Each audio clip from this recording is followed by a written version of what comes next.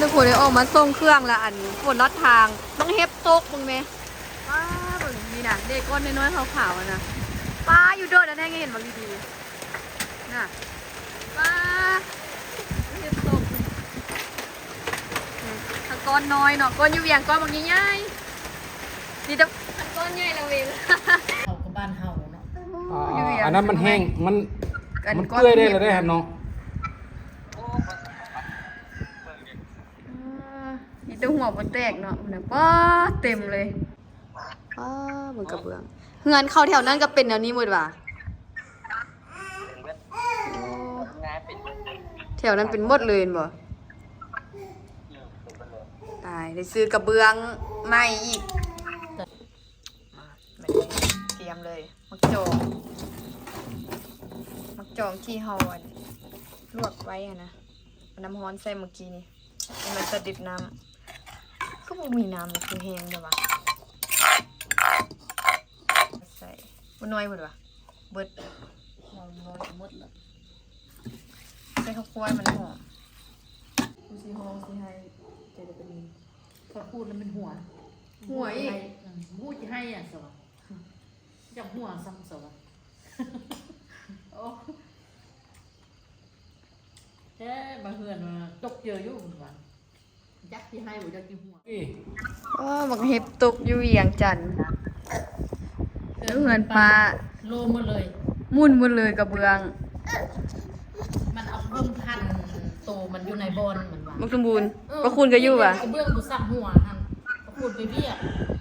เอาฟ้าแดดอยู่เดี๋ยวครูว่านั่น เลย ฟ้าแดดเดี๋ยวครูว่ากับอันนั้น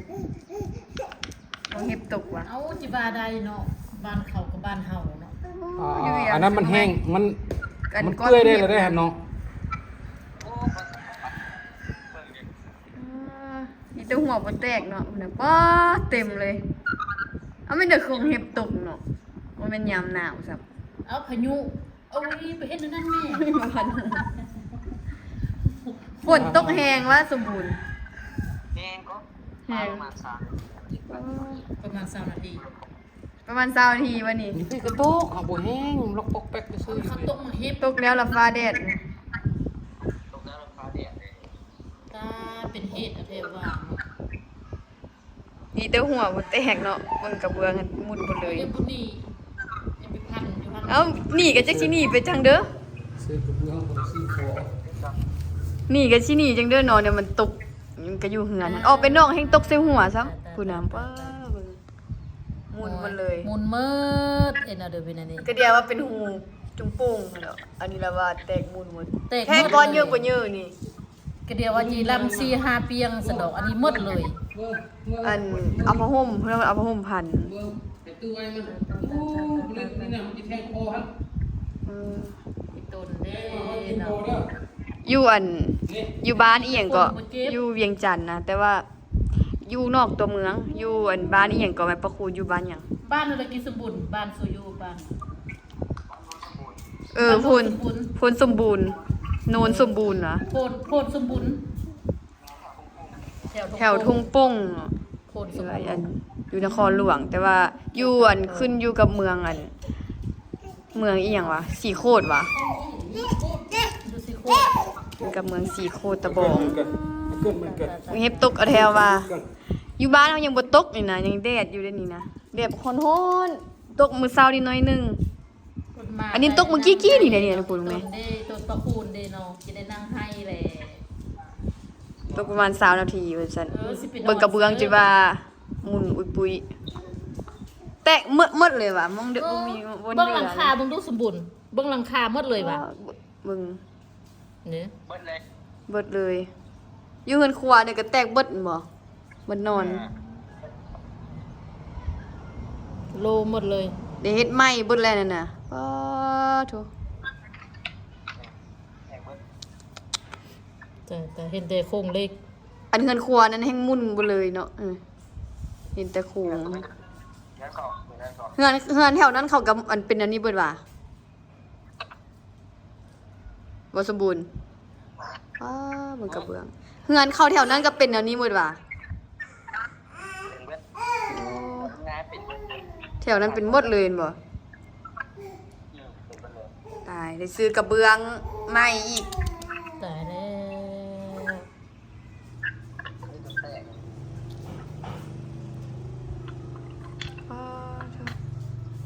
มีแต่ ปาน เก็บ แผ่นดินไหวเนาะ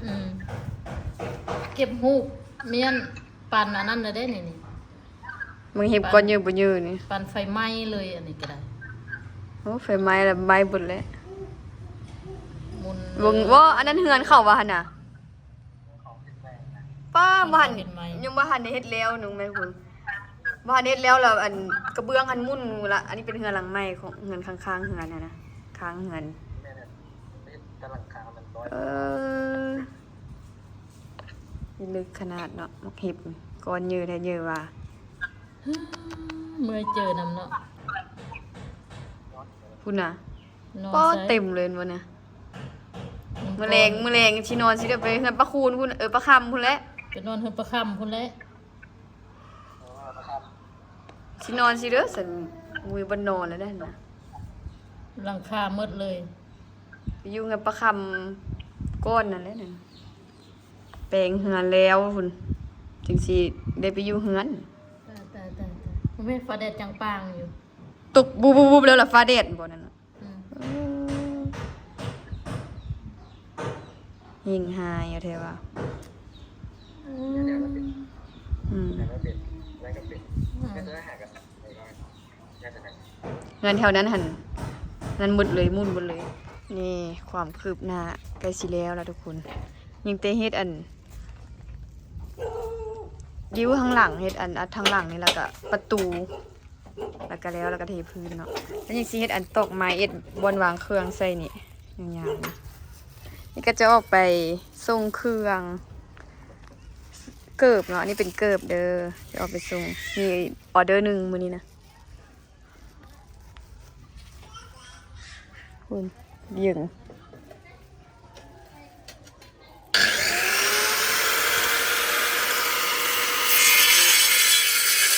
มาดิว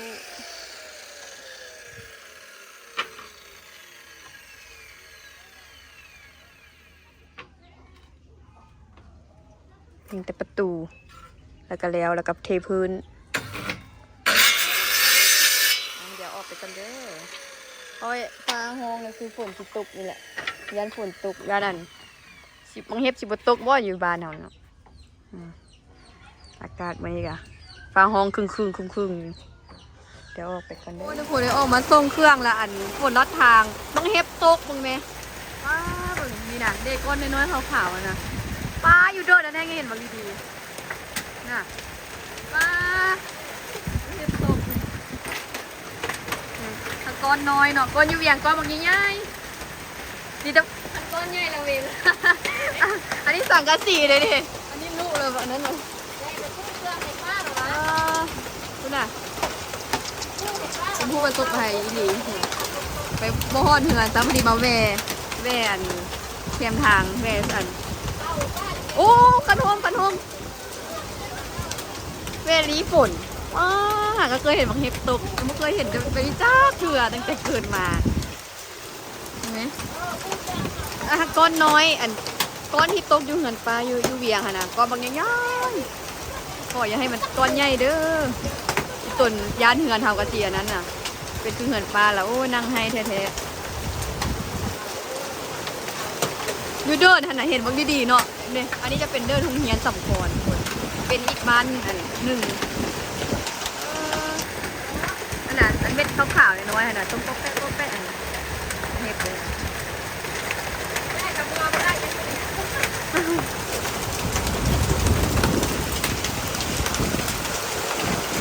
ยูทางนี่ก็เห็นบอกดีๆเนาะโอ้ยเป็นแม่นเนาะให้หอดเฮือนก่อนกับบัวคนละเรื่องทางนี่ก็อยู่วังหลวง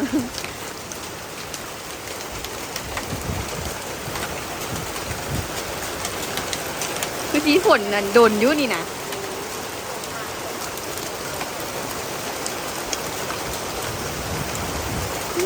ขึ้นยากอยู่เนาะไปกันเช้าแล้วทุกคนเลยตกประมาณบึ้ดนึงอีกแหละเช้าปลาย30 นาทีแหละเบิ่งเด็กน้อยก็ต้องพากันไปเก็บอัน อันเดี๋ยวก็มันก็เฮ็บหั่นนะเมื่อกี้ก็เจ้าก็เก็บตามทางนี่มันก็ไล่คนเก็บตามทางอันนี้นะพระเจ้าย่างกายจริงเต็มเลยเต็มทางเลยเมื่อกี้นี่ก็มันเปื่อยได้มันแป๊บเดียวมันก็เปื่อยแล้วเนาะคือบ่เห็นแล้วว่าเมื่อกี้นี่ตกเต็มแถวนี้นะเต็มเลยปอกแปะปอกแปะก็เจ้าอันเด็กน้อยมาเลาะเก็บเมื่อกี้นี่ อ่ะวันนี้เราก็สิได้ออกเมือก่อนเด้อยานมันสิลงมาอีก ลงมาอีกนี่เมือบ่ได้เลยนี่เฮ้ยเอ้ยมั่มว่ะว้ามมันเข้าบักยังต้มข้าวมันกินมัมแซ่บบ่แซ่บบ่ไอ้หยังแซ่บบ่เฮ้ย แซ่บบ่แซ่บแซ่บบ่แซ่บบ่แซ่บบ่แซ่บบ่แซ่บ บักเยิ่งเอ้ย ยิ้มหวานเด้ยิ้มหวานเด้ เยิ่งเอ้ย ไอ้นั่นยิ้มหวานลืมแล้วบ่ อ๋อ เอ็ดตะควาย โอ้ ง้อย ยิ้มหวานเนี่ยนะ เอ็ดตะควายง้อยหวานมั้ง โอ้หวานเด้เนาะ หวานสุดหวานหลับตา โอ้นะเอาวันนี้เอามาเห็นบนเสาเด้อวันนี้ อ่ะมั้งซ้ำมั้งซ้ ชิมาเฮ็ดอันแต่งกินเฮ็ดอันลาบมักจองมื้อนี้เฮ็ดลาบมักจองอันนั้นต้มน้ำอันสิเด้ปลาดุกสิอันต้มป่านี่มักจองแบบนี้นะมักจองอันนี้มันเป็นเม็ดน้อยๆเนาะบ่ได้ทายตอนอันเด้ๆมันจะเป็นเม็ดแบบนี้นะมันจะเป็นเม็ดอันแห้งๆขนาดเนาะแล้วเอามาแช่น้ำแล้วมันก็จะบานๆบานแบบนี้แหละนี่มากนึงนะบานได้ประมาณนี้แหละนี่เด้หลายๆบ่มีหัวหอยใส่เนาะ 40เม็ด อัน40เมตรอันนี้มันยังบ่บานหมดตินี่แม่ บ่ค่อยจ้อยออกได้อันนั้นน่ะ เอาเด้ เปลือกมันออก อันนี้มันยังบ่บานติมันยังเป็นแกนอยู่ แต่มันบ่บานก็คือว่ามันแห้งหิงละ มันแห้งๆแล้วมันบ่บานวะใจบักโจงแม่40แกนนี่อันนี้มันยังบานบ่เบิดตินี่เนาะใจเอาเปลือกมันออกแล้วก็แกนคันว่าอันมันบานดีอะนะมันสิบ่มีเม็ดเป็นเม็ดเลยบ่ได้เป็นแกนแบบนี้นะอันนี้มันแห้งโพดแล้วมันบ่บาน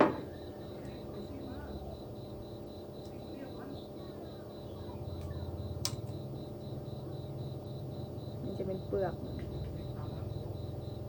แซ่บๆเลยอันนี้ที่เป็นมากๆเลยของโปรดเลย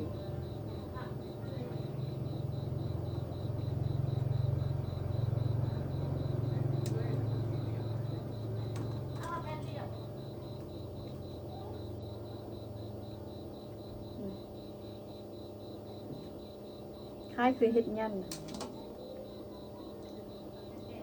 อันนี้มีแต่อยู่ห่างตายเดี๋ยวนี้เขาเอ่ยว่ามักตอกมักจองอันไตน่ะจองให้ไตมักจองทางเหนือแล้วมันเป็นอันมักม้วนๆนะมักจองมันประมาณนี้แหละก็มีมักซ้ำกำปั้นนี่เนาะอันนั้นน่ะหน่วยใหญ่ๆหน่วยซ้ำกำปั้นหันจะหวานหน่วยน้อยๆหันจะส้มมักจองมักจันอันนี้มันมักจองให้ไตแล้วมันจะเป็นแบบนี้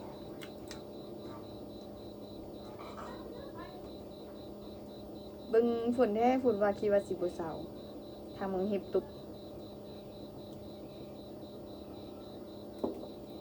อยู่เวียงแห่งนักเลยอยู่เวียงนะนักก็อยู่ลงสารอีก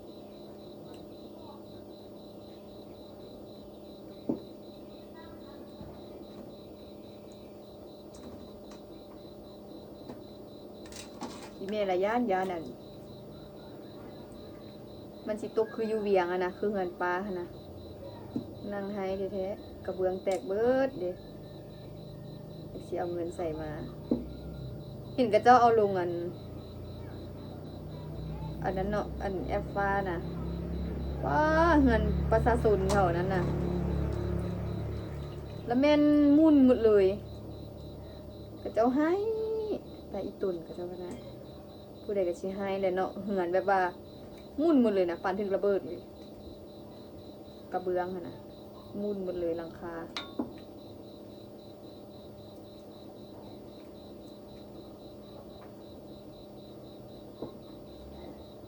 เป็นผู้ใดก็ให้เลยเนาะมีวันเงินอยู่ต้องได้เห็นสร้างหลังคาใหม่ทั้งหมดเลยอ๋อวันนี้ซ้อมแล้วก็สิมาลวกจองน้ำโพดๆเลยเด้อนี่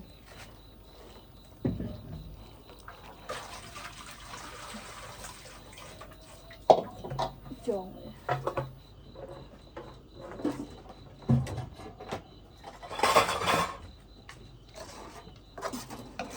เติมน้ำโพดๆพอกเสร็จเลยลวกละปะไว้หน่อยหนึงแล้วก็มาเทน้ำออกมาตองน้ำออกมันดูดน้ำจริงเนี่ย อดใกล้แล้วนะน้อง ตัวน้ำพันห้อนแล้วลวกเสร็จเลยพอกลงเลยนะมาปาไว้นิดนึงแล้วก็มาตองน้ำออกนี่ไงจีบเผ็ดตำใส่อะ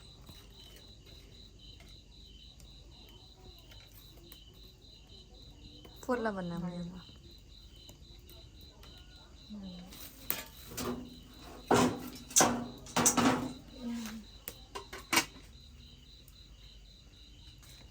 ล้างหอม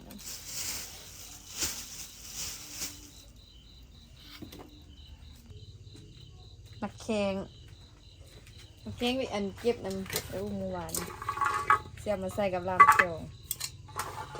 ใส่อันนี้แล้วกับบักทั่วเนาะนี่บักทั่วมัด1 มัด10,000นี่เอาไปล้างก่อน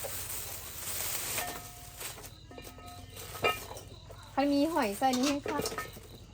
หอยสั่งหอยแมงภู่มาเป็นใส่บุไรเนาะเอาหอยทะเลดิอันนี้เป็นหอมลาบอันนี้สะอ้อนงามของนี้5,000 1ขาย10,000ทำกันแล้วก็เป็นหอมป้อมหอมบัวเอาไปล้างก่อน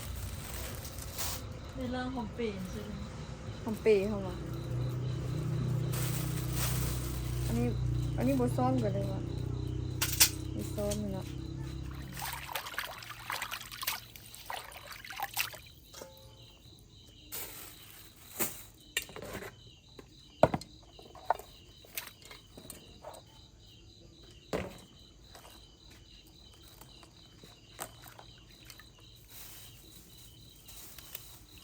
หากมานี่หอมนี่เอาไว้ตำเจียวซีฟู้ดหรือว่าเอาใส่แกงกระแซ่บมันหอมนะ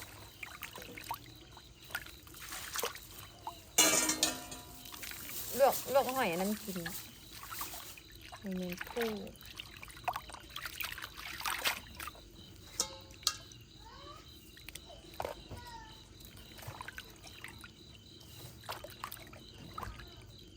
เดี๋ยวเอามีดมาตัดหักมันออก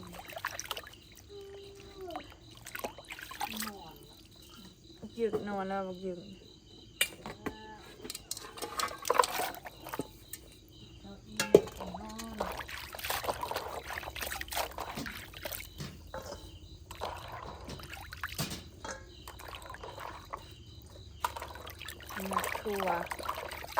ตัวยาวจะล้าง2 น้ำเลยนี่ละน้ำแรก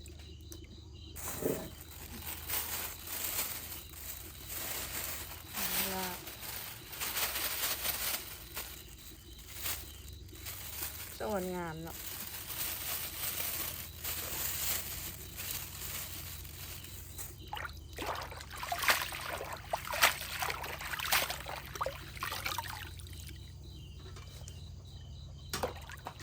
น้ำฟุดแล้ววันนี้ว่าที่ใส่ปลาดุกพัดอันเบิ้งละย่ามันบ่มันนะย่ามันบ่แซ่บเพราะว่ามันอันนั้นอีพ่อเอาไปตามเบ็ดจะไปซื้อปลานิลมาใส่ปลานิลปลากระสังตัวจะโลจะขีดอันนี้ เราคิด เขาขีดก็เกือบโล 40 บาท ตัวปลาเขาสุกแล้วไงทุกคนเดี๋ยวเท้าออกมาอันนี้ออกมาซ้อมก่อนซ้อมเอามาใจกลางมันออกก่อนแต่ว่าปะให้มันเย็นก่อนจึงสีซ้อมได้ใส่ไปดึกประตู1เลย9 ขีดตัวหนึ่ง9 ขีดเอาปลาแดกทอกเสื้อแบบนี้กลางมันสิบุเข้าหันอยู่ล่ะ ว่าแล้วเด้อตองก็ ตองเจอปลาแดกซื่นอันนี้ก็เป็นหอมบัวกระเทียมมักเพชรจีเนี่ย ตรงก็ได้ เอาบ่ตองเลย มีกลาง ทอกปลาแดกต้มปลาแดกนี่ ได้แล้ว เฮ็ดคล้ายๆคือลาบเทานะปลาแฮนให้มันเย็นแล้วจึงสิมาใจหมกแตงให้แล้วชิมาซอยหอมใบทะหักกระลังแล้วเขาแถมนี่ว่าคือน้อยเซเว่นเลย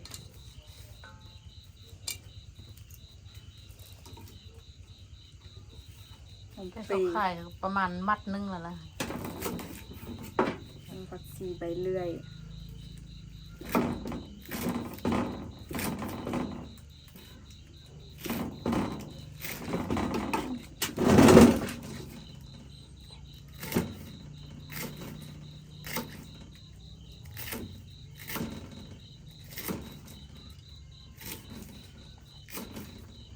ถ้ากลางตูบมัน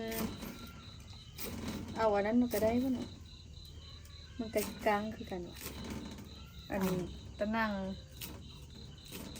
สีดำมันนะ กันแดดสบ นั่นแหละมันสิบ่ซ่องวะเนาะ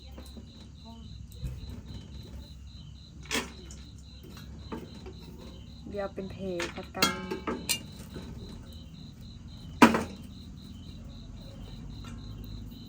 มันจะกระจิกันได้อยู่ติบ่ ก็เห็นเขากลางห เห็นเขากลางอยู่บ่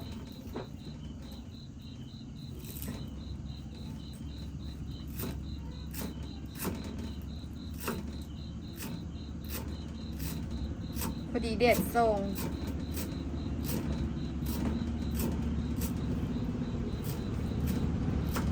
เหนียวมารถ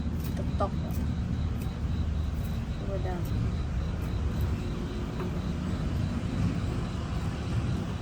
ก็แกงแห้ง มันคือว่าดังที่แม่รู้ซิ่งแม่นะมันคือว่าดังกันเลยมีซอยปุ่นกันเลย นั่นละ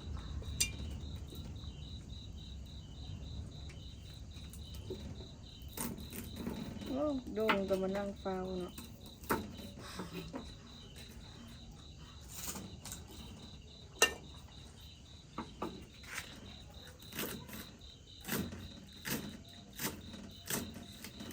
ซอยแต่ละอย่างใส่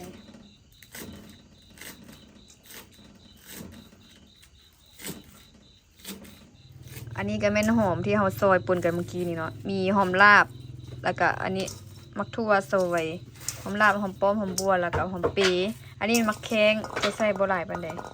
อันนี้แยกเพราะว่าอันอีพ่อบ่มักใส่มักทั่วกับบักแข้งก็เลยแยกออกให้เพิ่นแยกออกแล้วบัดสิคูณๆแล้วจึงตักแยกออกสินะก็สิมาใจปลาแบบนี้ซ้อมปลาตำมันตำมักเผ็ดจีเดี๋ยวสิมาซ้อมปลากันปลานี้ซ้อมใส่แต่อันห่างมันนี่ไม่ได้ละอ้าวขบุตำตำใส่กับอันเครื่องผักจีมกินเลย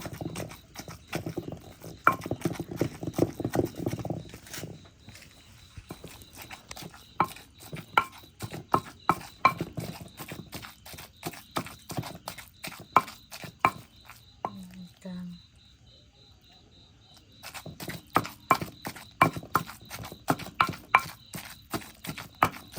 โลเขาเดือดปลา โล50ตัวนะตัวบ่ตายตัวตายโล40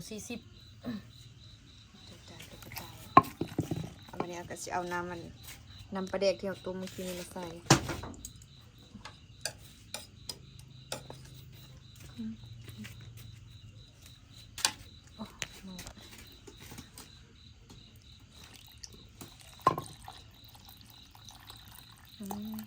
ใช่เบิดเลย เดี๋ยวมันกินเร็ว ตามแล้วก็ทอกลงมักจองเขาลวกเมื่อกี้นี่มาแบบนี้เตรียมเลยมักจองที่เฮาอันลวกไว้อะนะน้ำร้อนใส่เมื่อกี้นี่ให้มันสะดิดน้ำก็บ่มีน้ำคือแห้งเลยวะเดี๋ยวน้ำสิอีกดินี่ มันคาย เอาน้ำตำปลาใส่มันแค้นโพูด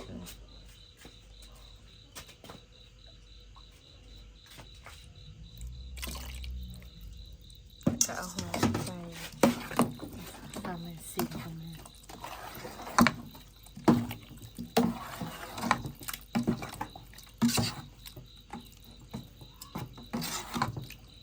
คู่นี้มันเข้ากันซีมึงเฮ้ยเด้ ยัง จางยังไม่ใส่เกลือเป็นหน่วยมีแต่ต้มปลาแดกซื้อเดี๋ยวมาปรุงก่อนเพราะยังสิได้ใส่ข้าวคั่วมักเผ็ด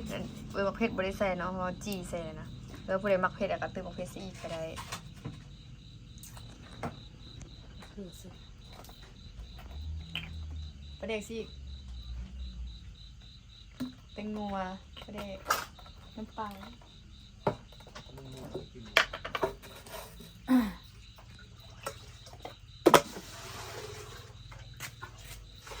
อย่ามันจางอีก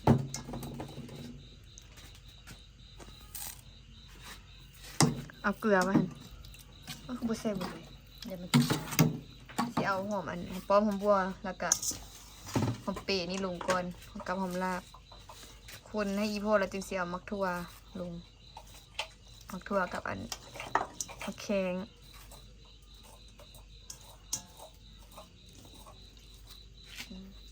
ข้าวคั่วดิข้าวคั่วใส่บ่น้อยเบิดวะเบิด นอนน้อยหมดแล้ว ใส่ข้าวคั่วให้มันหอมว่าลาบมักจองนี่นะลาบมักจองให้ไต เสียงมัน หอมข้าวคั่วขนาด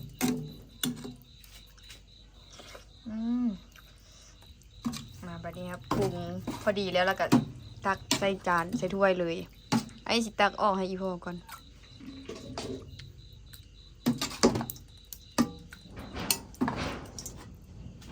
ี่บัดนี้กระทองมาแข้งกับปักทั่วลงเลย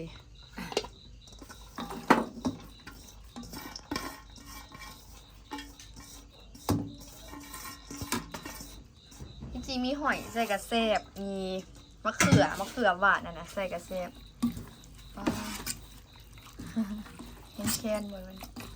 แต่ว่าตัวจังนั้นมันคายน้ำมักจองมันคายน้ำ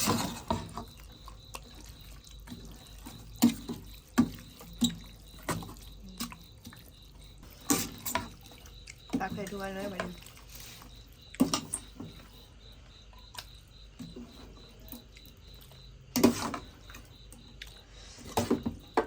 ยาเย็น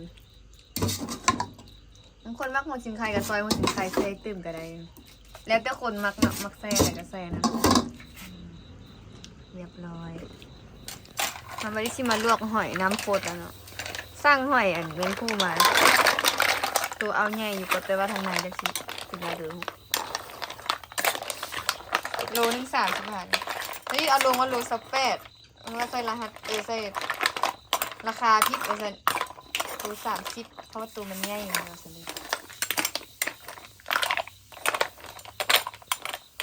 ลวกหนึ่งน้ำดุกันให้ซื้อหอยแข็งหอยคางลวกหนึ่งแล้วเอาออกแต่เจ้าหากเอามามื้อนี้เนี่ย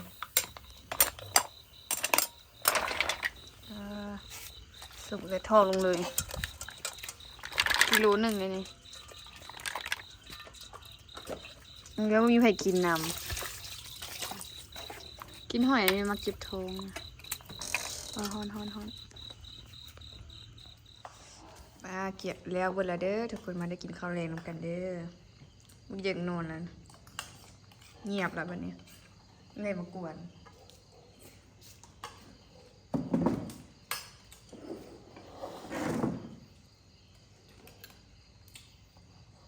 ลาบมักโจงกับข้าวเจ้ายกข้าวเหนียวเสียบ คือเป็นยันเลยนะ มาเฮ็ดงาน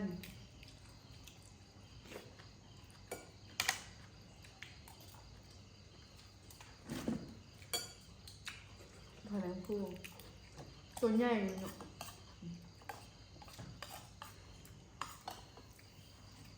ย่ามันตุนลงมาเลยย่าสองโลเนาะ หักบอก หอยนี่บ่ฮัดหอยค้าง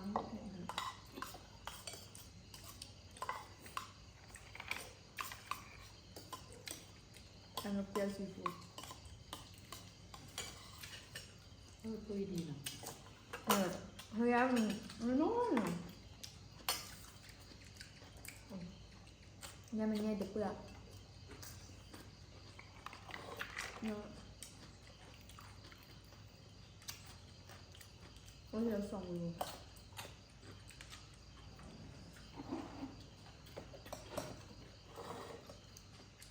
เป็นตัวช่วยมันดันเซลล์ดันซื้อ น้ำต้มปลาหมดละลงทำต้มสดกันมันปีโป้บอกกินข้าวมันมึง จักเป็นยังเป็นเดินห้องน้ำมาไปกินเขา มันนี่คือว่าชอบกินเลย มันเป็นความรู้สึก โลให้กินเต็มถ้วย มันช่วยเป้าเนี่ยมันเลย เผ็ด ต้องมาเจ้าไม่เผ็ด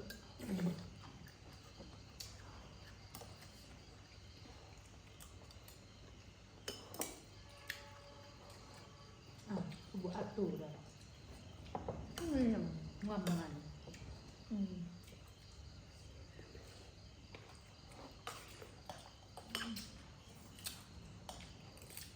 ก็คือไม่นอนสินะ ก็เขาเป็นวันประคับเราเป็นที่ไปวะ ไม่ไปที่นอนสินะจงไปเมืองนอนมันเงียบตกนอนแถวนั้นเป็นเบิดเลยเขาเอาลง เป็นมัดเลย กูซีฮองซีไฮเจเดปนี พอพูดแล้วเป็นหัว หัวอีก หูจะให้อ่ะสวะจับหัวซ้ำสวะโอ้แค่บางเฮือนมาตกเจออยู่เหมือนกันยักษ์ที่ให้บุจักที่หัวสตัวหัวเราไง ไปเวียงมาเงินละเงินเพมัน มันเขาห้องทายคือตัวว่าก็ตกเจออยู่เหมือนกัน เขา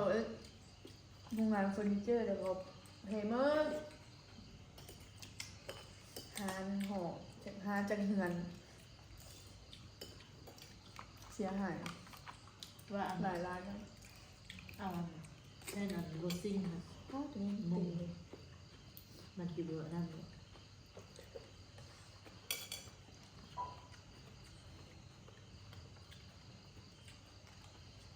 มันคือซอส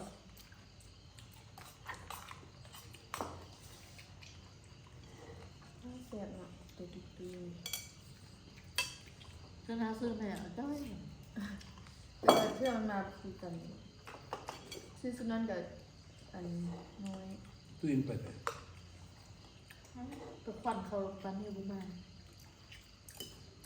ไปเครื่องคือวันนอกมันเครื่อง